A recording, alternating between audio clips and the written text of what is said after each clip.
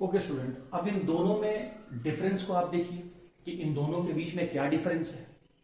तो आप देख रहे हैं कि फर्स्ट इस वाले स्ट्रक्चर में जो मैंने अभी लेफ्ट में बनाया है, इसमें फर्स्ट कार्बन पे hydroxy group right hand side में है, और जो मैंने इधर बनाया है इसमें फर्स्ट कार्बन पे hydroxy group left hand side में है। ये डिफरेंस आपको दिख रहा है। इसी फर्स्ट कार्बन पे हाइड्रोक्सी ग्रुप के डिफरेंस होने के कारण से दोनों का नोमेनक्लेचर, दोनों का नेमिंग अलग अलग है।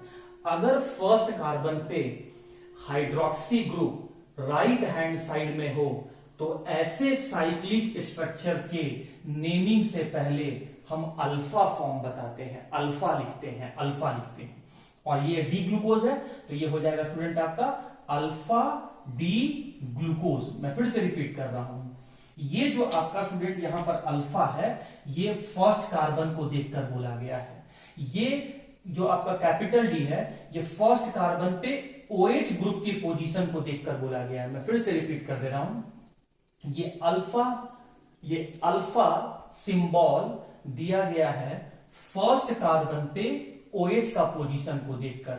ये कैपिटल डी सिंबल दिया गया है फिफ्थ कार्बन पे OH का पोजीशन को देखकर।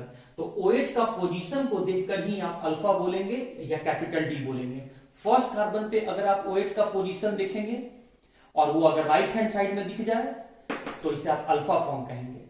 फिफ्थ कार्बन पे अगर आप OH का पोजीशन दिखे और वो भी अगर राइट हैंड साइड दिख जाए तो आप उसे कैपिटल डी बोलेंगे। तो ये हो गया अल्फा डी ग्लूकोज।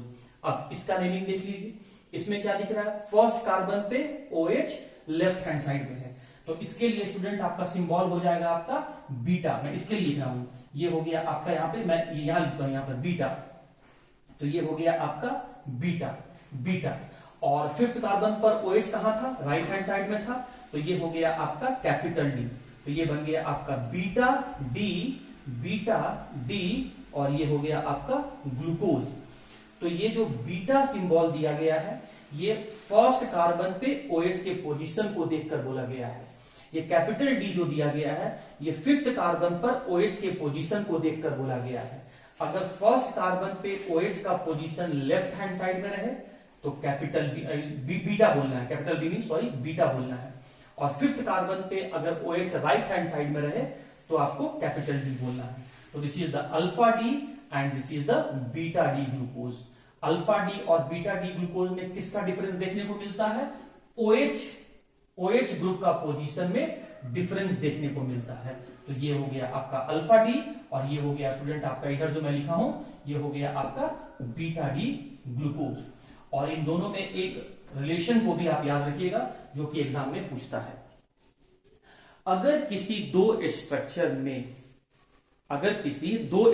में OH के पोजीशन में डिफरेंस फर्स्ट कार्बन पर दिखे तो ऐसे दो स्ट्रक्चर को हम आपस में एनोमर्स कहते हैं। मैं फिर से रिपीट कर रहा हूं, कोई भी ऐसा दो स्ट्रक्चर जिसमें फर्स्ट कार्बन पर ही OH के पोजीशन में डिफरेंस दिखे तो ऐसे दो स्ट्रक्चर को हम आपस में एनोमर्स कहते हैं।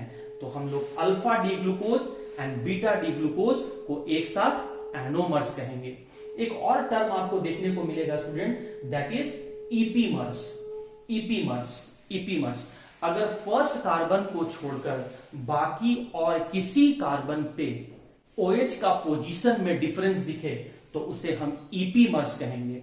तो ग्लूकोज और गैलेक्टोज ये दोनों एक दूसरे का ईपीमर्स है। लेकिन अगर हम अल्फा डी ग्लूकोज और बीटा डी ग्लूकोज को कहेंगे तो ये एक दूसरे का एनोमर्स है, क्योंकि इन दोनों में फर्स्ट कार्बन पर ही OH के पोजीशन में डिफरेंस देखने को मिलता है। अल्फा में OH का पोजीशन राइट हैंड साइड में देखने को मिलता है, OH का पोजीशन लेफ्ट हैंड साइड देखने को मिलता है। तो उम्मीद करते हैं ये बात आपको समझ में आ गया होगा।